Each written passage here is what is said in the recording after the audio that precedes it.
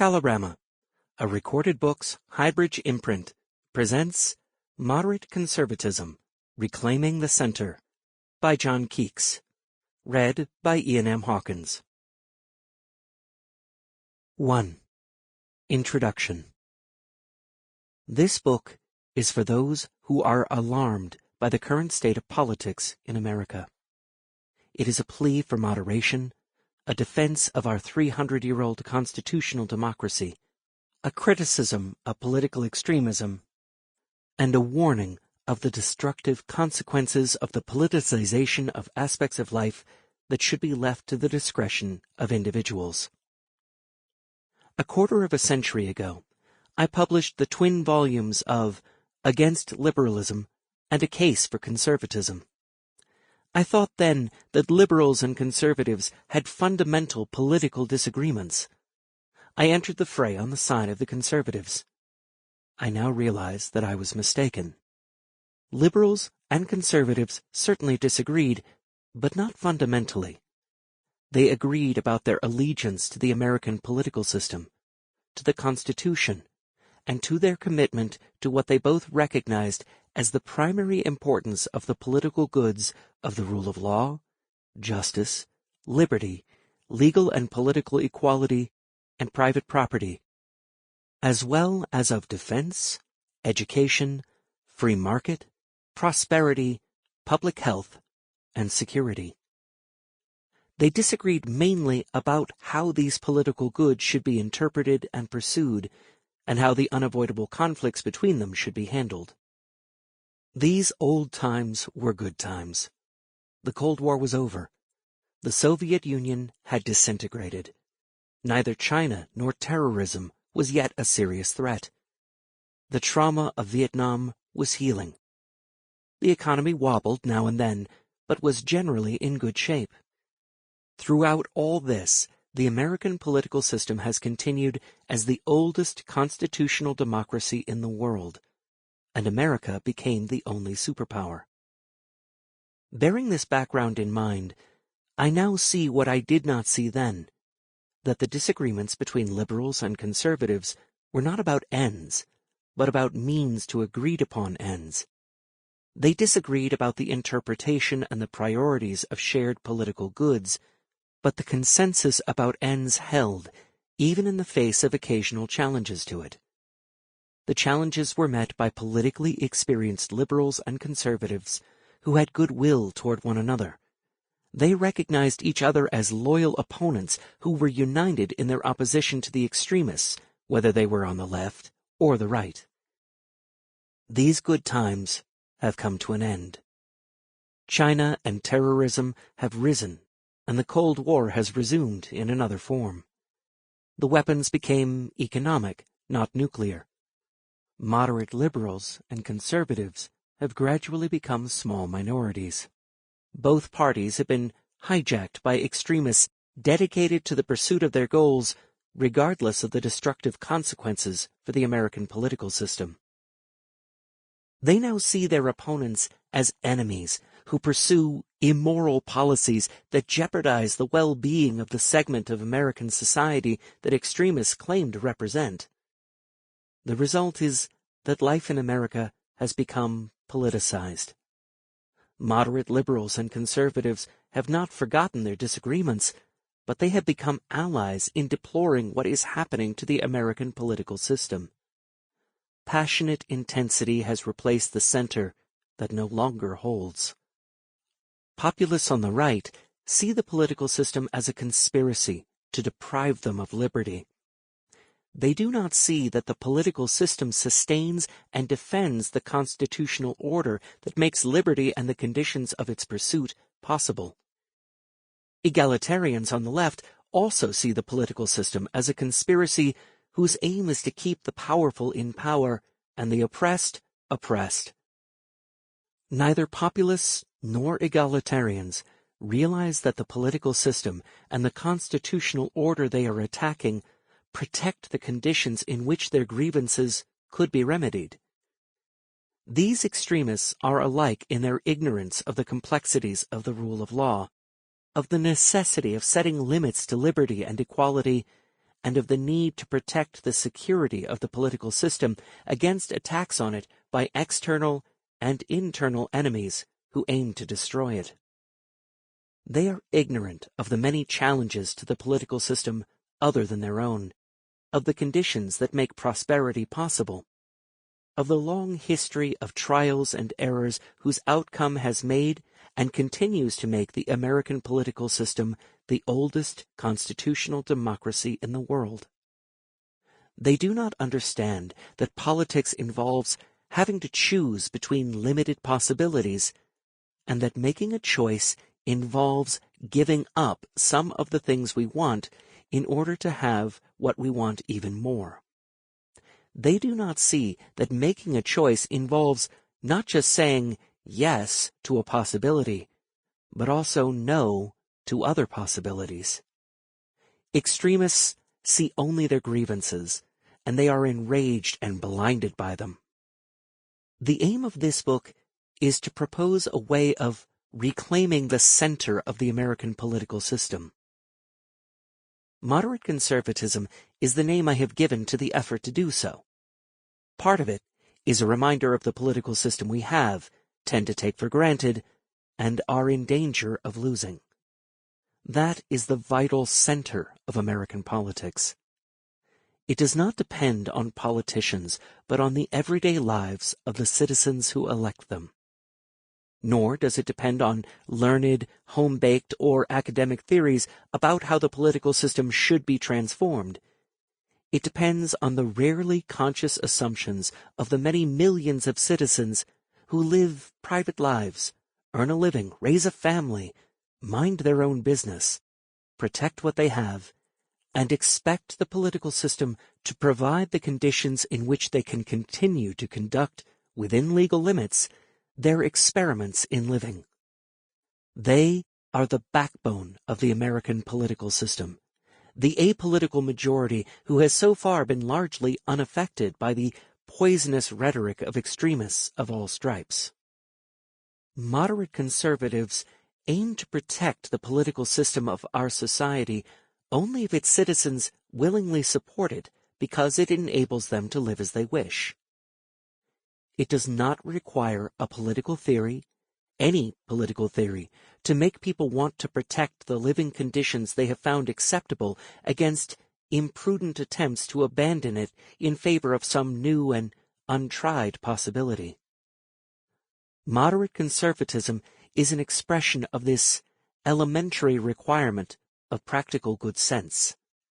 It is neither a mindless attachment to the past, nor the pursuit of some ideal supposed to be of the good that overrides all other considerations. The justification of the American political system is the voluntary support of those who live in it. They vote for it by staying put when they could opt to move elsewhere. Moderate conservatives know that the protection of such a political system depends on the continuous adaptation of it to changing circumstances. They know as well that it requires flexibility rather than rigid adherence to any part of the political system. And they also know that the flexibility applies also to the Constitution that has been amended 27 times since 1787 and interpreted and reinterpreted countless times by the Supreme Court. Protecting our political system is like preserving our house. It requires constant repair, refurbishment, additions if circumstances warrant them, the anticipation of problems and coping with them if they occur unexpectedly, being on good terms with neighbors, and making and keeping it a safe and comfortable place conducive to living in it as we wish. It is a haven to which we can retreat to heal our bruises if life becomes too fractious. But throughout all the necessary changes, it remains the house we want to live in. The reason for the changes we make to it is to make living in it better.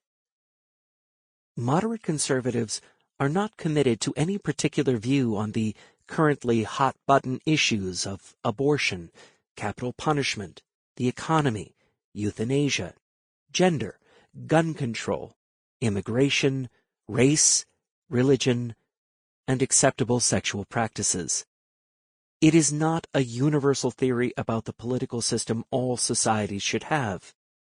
It is a practical, political view about how the American, political system should, in our present context and conditions, cope with the adverse contingencies of life, the conflicts between political goods we value, and the compromises we have to make because we cannot have everything we should like to have. During the last decades, political discussions in America have deteriorated into vitriolic polemics. Opponents treat each other as enemies who violate elementary standards of justice and decency. They accuse moderate conservatives of colluding with racism, misogyny, homophobia, and anti-Semitism, of championing the rich, oppressing the poor and women, defending social and economic privilege and white male superiority, intolerance of deviations from Catholic or Protestant orthodoxy, and thoughtless defenders of obsolete practices. This book is a defense of moderate conservatism that cannot be reasonably accused of holding these deplorable views. It is intended to make explicit and give reasons for the conditions on which the American version of political moderation depends. A pluralistic, non-dogmatic, context-dependent, and practice-oriented interpretation of the political goods we have learned to value in the course of our 300-year history.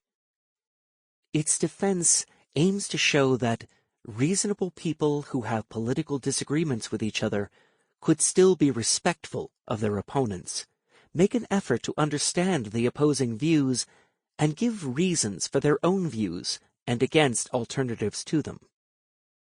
Being reasonable and having reasons for and against political views and evaluations does not depend on a complex theory.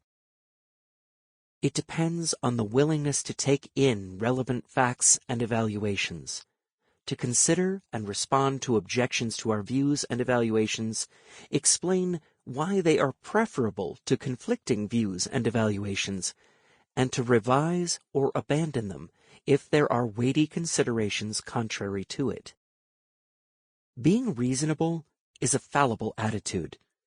It is not a guarantee of anything, but it does have the merit of enabling those who have it to remain critical of their own views and evaluations, and thereby improve them if facts and evaluations contrary to them seem to warrant it. What is at stake in these political disagreements is the well-being of the society in which all the different kinds of conservatives, liberals, and socialists live together, and to which they are all, except the immoderate extremists, committed. They share a common ground that is ultimately more important than their disagreements. And they share as well their commitment to the aim of the American political system, which is to enable members of our society to coexist peacefully and follow their personal conceptions of how they should live. We are now in the midst of unprecedentedly rapid and momentous social changes brought about by the developments in artificial intelligence, communication, the economy, the COVID epidemic, human relationships, internal affairs, the internet, medicine, sexual practices, technology, and so forth. The consequences of these developments are unforeseeable. But whatever they may turn out to be, we must find ways of accommodating them somehow in the political system of our society. If we fail, we lose control of our lives. My view is that in the American context, moderate conservatism is a better approach to accommodating these and other changes than the available alternatives to it. Central to moderate conservatism is understanding why our political system has endured for over 300 years. It is now the oldest continuous constitutional democracy in the world. One of the reasons for its endurance is its flexibility, openness to revision of parts of it, and toleration of a wide plurality of conceptions of how to live. That it has long endured is a reason for it, but it is by no means a conclusive reason. It may have endured for the wrong reasons, such as coercion, fear, ignorance, indoctrination, lack of alternatives, prejudice, external or internal threats, and so forth. It may, however, have endured for the right reasons. If members of our society could leave it if they wish, if they have the means of advocating changes to it, if they know of and can opt for reasonable alternatives to it, but they nevertheless continue to live and act within the limits of the political system, then they adhere to it voluntarily. If they are not so deeply dissatisfied with it as to want to leave it, if they cannot reasonably blame their dissatisfactions with their life on the political system, but see them as the result of their personal misfortune or failings, or the criminality, hostility, ill will, or injustice of others, then they can be said to have accepted the political system for the right reasons. No one should suppose that the right reasons for adhering to our political system have ever been fully met. Most of us now, and most Americans in the past, have been, sometimes reasonably, sometimes not, dissatisfied with some parts of the political system. But if these dissatisfactions have been, on balance, outweighed by the satisfactions we derive from continued participation in our political system, then it can be said we have accepted it for the right reasons. Of course, accepting it in general is compatible with wanting to change it in particular ways. Questions about what should be accepted and what changed is and has always been a central political question. Answers to it have been and will remain contested. In the chapters that follow, I give reasons for the answers that follow from Moderate Conservatism and reasons against contrary answers. The first 4 chapters of the book provide a general overview of the American version of moderate conservatism, of its aims, problems, and of how it can accommodate changes that have to be made to cope with challenges to life in our society. The upcoming 5 chapters are about the moderate conservative interpretation of the primary political goods of the rule of law, justice, legal and political equality, liberty, and private property. The last chapter is a very brief account of the moderate conservatives' attitude to the perennial problems of the ever-changing and often adverse contingencies of life, to the conflicts between primary and secondary political and non-political goods, and to the unavoidable compromises we have to make when following one of our commitments unavoidably precludes following another, no less important commitment. Finally, there are fine histories of American conservatism, but this book is not intended to be one of them. Its aim is to understand and make a case for moderate conservatism in our present context and conditions as the most reasonable approach to coping with the adverse contingencies we face, the conflicts between the political goods we value, and the compromises we have to make because we cannot have everything we reasonably value. 2. From Simplicities to Complexities. The aim of moderate conservatism. The simplicities are what everyone living in our society takes for granted. They are the commonplaces of everyday life, the background of our beliefs, emotions, preferences and aversions, the shared conventional patterns of our life here and now, part of which is the political system of our society that protects the conditions in which we can live as we think we should. The aim of moderate conservatism is to maintain this political system and the familiar conditions of our lives.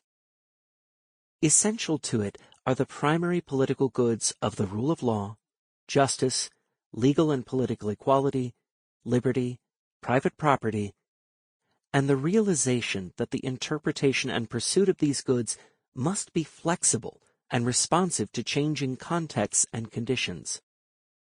If these goods are available, then a substantial number of people in American society can live secure lives protected by economic, legal, moral, and political arrangements. One result of these political goods and arrangements is a consensus about the acceptable and unacceptable ways of coping with the problems caused by adverse contingencies, conflicts between political and non-political goods, and the inevitable compromises we must make since we cannot have all that we reasonably want to have. These contingencies, conflicts, and compromises are perennial problems. It is in everyone's interest in American society to find ways of coping with these perennial problems, because the very possibility of our political system depends on it. Political disputes are about how we should cope with them. The disputes concern the interpretation and the relative importance of the primary political goods and the different ways of coping with these and possibly other pressing problems. Maintaining the American political system depends on maintaining a consensus, by its nature temporary, in the changing contexts and conditions about how these perennial problems could and should be met. Moderate conservatism is an approach to how this should be done. It is an attitude, not a theory about the supposedly universal requirements that must be met by all good societies and all good lives. Moderate conservatives deny that there is or can be a political good that reason requires all societies to accept and follow. They agree with Adam Smith that the political theorist is so enamored with the supposed beauty of his own ideal plan of government that he seems to imagine that he can arrange the different members of a great society with as much ease as the hand arranges the different pieces upon a chessboard. He does not consider that, in the great chessboard of human society, every single piece has a principle of motion of its own, altogether different from that which the legislature might choose to impress upon it. To insist upon establishing, in spite of all opposition, everything which an ideal plan may seem to require, must often be the highest degree of arrogance. It is to erect his own judgment into the supreme standard of right and wrong. They think that reasonable approaches to coping with perennial problems vary with societies and individuals. They depend on the context formed of the prevailing and always changing economic, historical, international, physical, psychological, technological, and other conditions, and they are concerned with the evaluation of the reasons for and against alternative ways of responding to these conditions, given the beliefs, emotions, preferences, aversions, and experiences on which the American political system and individual conceptions of how to live are based. It is an evaluative, contextual, and fallible attitude concerned with the evaluation of reasons both for and against moderate conservatism and the alternatives to it. This chapter is about the attitude itself. The next one is about the approach that follows from it. Conventional lives. The Oakes family, mother, father, and 3 children, live in the old house of her family. She was raised in it, inherited it from her parents, and her husband moved into it when they got married. The children are growing up in it. They all like living in the house and are used to it, but it has many inconveniences. The plumbing and wiring require constant attention. The upkeep is time-consuming. With 3 growing children, it is not spacious enough. The kitchen needs remodeling. Another bathroom is needed because the girls hate sharing it with the boy. So, they consider looking for a better house.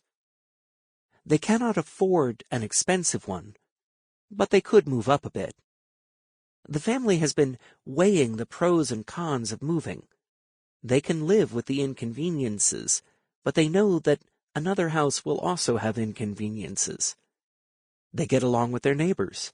The streets are safe, the schools are all right, and they know that all these would change in unpredictable ways if they moved to another house in another neighborhood. On the whole, they like what they have. They know that it could be better, but they are reluctant to take risks and are not hard enough pushed to have to make a change. After months of discussion, they decide to stay put. The Oaks prudently aim to protect what they have, make small changes when they are called for, but keep them no bigger than what is needed. On the whole, they are satisfied, like their lives. The usual tensions and spats in their family do not run deep and do not leave lasting resentments.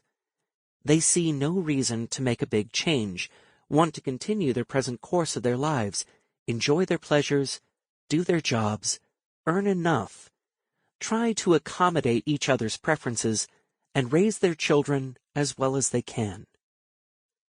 The Oaks are the salt of the earth. They illustrate a conventional way of life which, if writ large, points to an attitude, not a theory. Moderate conservatives think that we should do, on the larger and much more complex social context of American society, what the Oaks do in their personal context. Between the simpler personal and the more complex social contexts, there are many intermediate modes of association more or less closer to or farther from the personal or the social end of a continuum. The closer these associations come to the social end, the closer they come to the political attitude moderate conservatives favor. What then is this attitude, and what are the reasons favoring it? The attitude is formed by those who, in the usual course of life, by and large, follow the conventional economic, legal, moral, political, and religious modes of evaluation in their society. In normal conditions, their actions are part of generally recognized and accepted patterns, and so are the actions of most people around them. They recognize their responsibility for themselves, their marriage, children, earning a living, doing their work, getting along with friends, neighbors, and colleagues. They want to enjoy their lives, to be secure and respected, to succeed in their activities, and to cope with their problems as they occur. The key to this is to recognize, as Hume wrote, that this can be done after no other manner than by a convention entered into by all members of the society to bestow stability on the possession of external goods and leave everyone in the peaceable enjoyment of what he may acquire by his fortune and industry. By this means we maintain society, which is so necessary to their well-being and subsistence, as well as to our own. Thus, they follow their familiar daily routines, prefer it to experimenting with untried changes whose outcomes are uncertain, opt for security over risk-taking, for the conventional and habitual over changes to them, for the expected over the unexpected, and for what has been tested by experience over what is experimental. This is just what the Oaks family did when they thought about and decided to stay in their old house rather than move to another. Emergencies, threats, important changes in the prevailing conditions may of course disrupt the even temper of such conventional lives, but the disruptions are regarded as unwelcome interferences with their lives, not as impetus for changing them. They realize that sometimes they have to make changes in order to cope with the disruptions, and then they make the necessary ones.